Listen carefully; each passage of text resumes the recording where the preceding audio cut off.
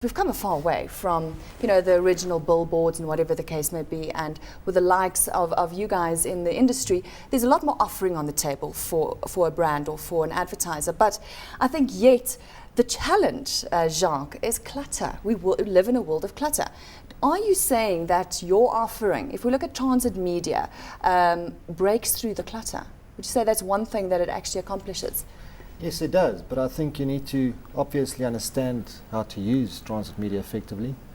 And it's in terms of your audience selection, you need to be careful and understand, especially different transport nodes, the way people use the different nodes.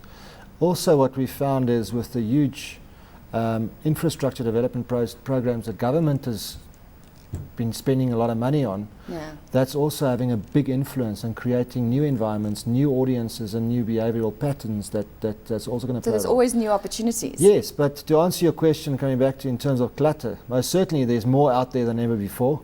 We're not disputing that. We think it's a good thing because we think out of home has traditionally been undersupported. Yeah. So I think we're only getting our rightful place in the sun. So it's more of an adjustment than a clutter issue, in our opinion. Nico, if we look at your Mango Airlines and we look at your medium, I mean, there you've got absolutely a captive audience, hardly any clutter. So how do you go about deciding? Because you can actually, I did some research and, there's a number of options that you can do generally on an airline. I mean, you can even brand the ASIC bag. I don't know who would want to brand that, maybe Valoid. But how do you go about deciding what elements of the airline on board or whatever the case may be is brandable without cannibalizing on the Mango brand? Well, I think first and foremost we obviously look at what will have an operational or security impact and a safety impact. So our first reference point is of course that. From a branding standpoint, we are pretty precious about our brand, as you can expect. So in general, we try to steer clear from overpowering exterior branding of our aircraft fuselage. Although we do allow that. So you do that? I mean, now you can brand a plane. Can you believe it? Yeah, and I think it's quite novel and it's quite powerful. Look, it's been done for quite a couple of years. Yeah. But we find that especially the bigger advertisers are quite interested in this type of flying billboard approach. Absolutely. But now what's interesting is if you look at sort of mainstream traditional airlines, let's look at SAA, BA Comair. It's almost like the low-cost airlines are more intrinsically involved with this kind of thing than the mainstream airlines. Why do you think that is? Well, I think it speaks to the business models that the different airlines adopt. Low-cost carriers typically pursue up to 20% of their revenue contribution to come from non-air services. So that does imply that you have to sell advertising space on your website and sell insurance and take commissions. Everything with an attempt to reduce the absolute cost of travel in the hands of the consumer. If we can effectively get advertisers to subsidize your low-cost airline ticket, why not? Why not? Let's go over to Kevin. If we look at transit media, what would you say is the most popular? You've got taxi, you've got bus, what did you say is the most popular, or is it brand dependent? No, it's dependent on the strategy and on the brand that's using it. So I think. I think if you look in a place like Cape Town as an example, where there's a very limited resource with reference to other outdoor opportunities. Yeah, it's very restricted. We find that obviously something like buses there is very popular because then you allow that full-scale billboard effect, if you like, on a bus, so that becomes popular there. And it really just depends on the strategy. I think the one, I just wanted to add something to what Jacques was saying as well. I mean, the one really effective component of transit media that allows us to really come out of the clutter is the opportunity to be very creative. Yeah. And if that's employed correctly, then you definitely break through that clutter. Give us an example of the typical brand or client that would advertise on a taxi. I don't think there's a typical one. I think that there's it's across the board, from banks to insurance to FMCG to retailers. We've had and have all of those types of clients with us. Do you agree? Absolutely. You're also seeing that trend? Yeah, because at the end of the day, people are consuming a range of products. So, and that's the beauty about transport is it's the economically active base that commutes every day. What about the airline business? Yeah, again, we find that in the airline business, we're lucky in a sense that our quality of audience is a notch up from your general public transport user. So we find all kinds of weird and wonderful advertisers willing to subscribe to our space because they know they're getting to a pre-vetted audience with disposable income who's economically active. Right. And it can be obviously restricted to a specific route, for example. So it gives us some flexibility and ability to target a specific audience. Kevin? Well, just to further to Nico's comment there, I mean, I think, if you looked on an LSM scale, certainly those commuters in Nico's space would be of a higher of the higher end of the scale. I think what needs to be taken cognizance of as well is just the vast number in terms of normal public transport commuters, if we can use that as a distinguish. The volume multiplied by the fact that they're also economically active, so that spending power of that base it just shouldn't be ignored. But that then comes back to, and that's why the question is, who actually advertises where? Because it comes back to the brand, doesn't it, Jacques? Sure, but I think, we shouldn't just, I think we're in danger of falling into or classifying transit media into a low LSM type of profile, which is not the case. If I, in my opinion, and we should, if you look at OMS's classification, which we're all members of, Gautrain, all the media opportunities surrounding Gautrain is transit media. Absolutely. Airport advertising is transit media. We're just looking at it, from a taxi, from an airline. We shouldn't profile it in terms of a low LSM. Don't box it. I think that's important to just know. On that note, Gautrain, what are the opportunities there? Well, there's station advertising available. That's with the initial rollout that happened. I know they are looking at other digital networks, etc. But with the Pretoria link opening up, I'm sure, all the other opportunities will roll out as well. With the pressure they were under last year for getting it up for World Cup, I think it was a bit of a scramble, but it did happen. So it will still take a while to roll. Yeah, I think it's in its infancy. But you'll probably see what you see globally, in Europe, and it will be very reflective in terms of opportunities that you see in those rail networks.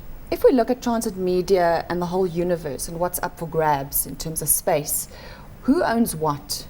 Who owns what percentage of the complete offering? Let me answer it to you in this way, is that in fact, none other than Nico, none of us own the assets on which we advertise. We, in essence, are brokers, and there's an estimated 120 to 130,000 taxis out there. We're nowhere near getting to full capacity in terms of advertising. We wish we were. So if I might be skirting around your question, but I mean, there is no shortage of outdoor advertising with reference to so let me put it to you this way. What is the penetration then of what's available there? Again, if you look at if I can use Cape Town as a distinction, where there's a limitation on outdoor options there, we are absolutely 100% full capacity on our double-decker buses down there, because there isn't any other option. Whereas if you came up to Joburg, where there are more opportunities outdoor, and for that matter more double-decker buses around, that capacity wouldn't have been reached yet. Okay, so let's look at some of the challenges, because if we all know taxi drivers and their disregard for traffic regulations and whatever the case may be. So do you find it in your business, Jacques, a risk?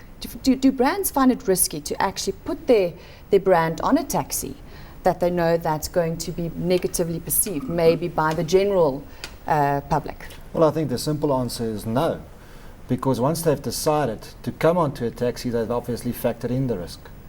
And what we must understand is that the vast majority of commuters in South Africa, and most certainly people that utilize minibus taxis as a way of life. I used the example early on that those people actually drove in a taxi from the way back from the hospital they weren't born, which is a very different perception towards taxis than a guy driving in his air-conditioned BMW in Sandton. Right. So perception is not an issue. However, in terms of the target audience that you're trying to reach, we have had very little negative feedback. And if you look at the amount of taxis that we collectively run, and the amount of complaints we actually do get from the consumers, and I'm talking about high LSM consumers, including the number, it is, I don't think we can even measure it as a percentage. It is extremely low. But, you have to also be sensitive as a media owner where you deploy that taxi. So what I mean by that is no sense if you've got a brand that crossed spectrums, different LSM groupings, if you understand what I'm saying. Let's use DSTV as a good example. They advertise on taxis, if you didn't know that. But we are very selective in terms of where we roll out those taxis. And that's the beauty about transit media. Exactly in your case as well. We can select very route-specific exposure. Right. So targeting is very, very specific. So maybe not a good idea to put, taxis on a, between a Gulf estate and Sandton CBD. It does happen on occasion, but it's not planned that way. But we are very, very aware that the exposure and the route allocation is important. Kevin, do you agree with what Jacques is saying about perception? No, perception definitely plays a part, and we both have to deal with that perception every day. So are there brands that go, that's not for me, I don't want to be associated with a taxi, and then there's brands that go, well, it works for us. Give us some examples. Yes. No, absolutely. I mean, look, I'm not going to go into examples of people who don't want to, but from a perspective, let's take a brand like Pep. That it does work for. Who absolutely swear by it and will not give up their transit media fleet because it works for them. And to Jacques' point, because of the feedback they're getting from their consumers who are our commuters, not from the people that aren't shopping there. Right. So I think it's important to put that into perspective, to say, what is the strategy behind this? Who are we trying to talk to? If I do happen to cut off a Rolex wearing Jaguar, then, well, unlucky. That's not my intention. I don't want any kind of negative blip on the radar. But that guy was probably not going to come and shop in my Pep store anyway. Over to Nico. Let's talk about the options available on Mango Airlines for branding opportunities. Well, from our side, outside of the pure transit space, we start at the first point of interaction of the consumer in terms of website advertising, email newsletter advertising and the like. Then we go through to activations in the airport environment, onboard activations, in-flight entertainment, where we've got the drop-down screens, where we've got great flexibility in terms of, for example, doing coffee ads early in the morning. And that's Mango TV, right? Yes. We've got some flexibility by route and time of day. Obviously makes more sense to advertise coffee early in the morning and a beer late in the afternoon. Tray table advertising, seat cover advertising. We typically steer clear from the overhead stowage advertising because it just ends up, we have to take care of our own brand too, and we can't make our aircraft look like a bazaar when you walk into it. But that's the thing is, you do walk onto a Mango aircraft, and it's not in your face kind of stuff. So yeah, I suppose we're a bit of a unique media owner. We have to protect our own brand. So listening to your brand association discussion, we found ourselves in the conflict position where we often have to reject potential advertisers because I cannot afford the Mango brand to be associated with brands X, Y, Z. Yeah, there are 2 points that I wanted to add. One is that we also spend a lot of time researching what the audience wants to see.